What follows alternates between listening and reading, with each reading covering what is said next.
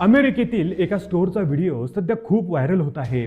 सुमारे 20 मिनिटांचा एक व्हिडिओ आहे जो भारतीय वंशाच्या एका महिलेला दाखवतो, जे अमेरिकेतील एका मॉलमधून सुमारे $1300चे सामान घेऊन बिल न भरता बाहेर पडते।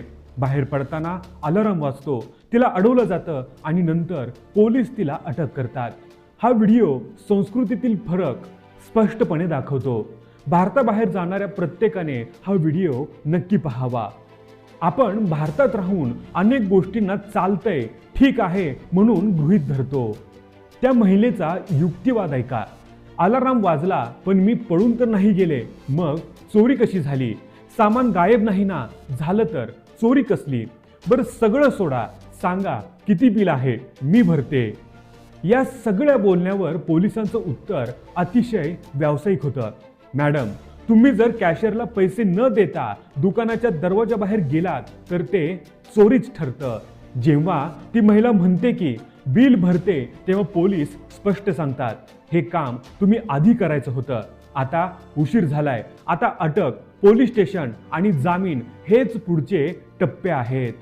ती सतत वाद घालत असते, पण पोलीस तिला सांगतात, आम्ही इथे वाद घालायला नाही आलोय, तुम्ही चोरी करताना रंगे हात पकडले गेले आहात, हा गुन्हा आहे आणि तुम्हाला अटक केली जाईल। ती वारंवार सांगते की ती भारतातून आली आहे। शेवटी पोलीस म्हणतात, मला खात्री आहे की भारतात ही चोरी गुन्हाच मानली जात असेल। आणि शेवटी तिला हातकडी लावून थेट पोलीस ठाण्यात नेलं जातं। तिची पूर्ण चूक नव्हती कदाचित। भारतात आपण अनेक वेळा असं वागतो की चालेल, पैसे देतो ना, नंतर घाईत होतो, सॉरी बोलून माफी मागू। दारू पिऊन गाडी चालवत होते तर काय मोठा गुन्हा केला आहे असं मानणं, हे सगळं भारतात क्वचित सोडलं जाऊ शकतं, पण परदेशात असं वागणं खूप मोठा गुन्हा मानलं जातं। खरं तर सोशल मीडियावर असे लोक सापडतीलच जे हे वागणं नॉर्मली आहे असं सांगण्याचा प्रयत्न करतील।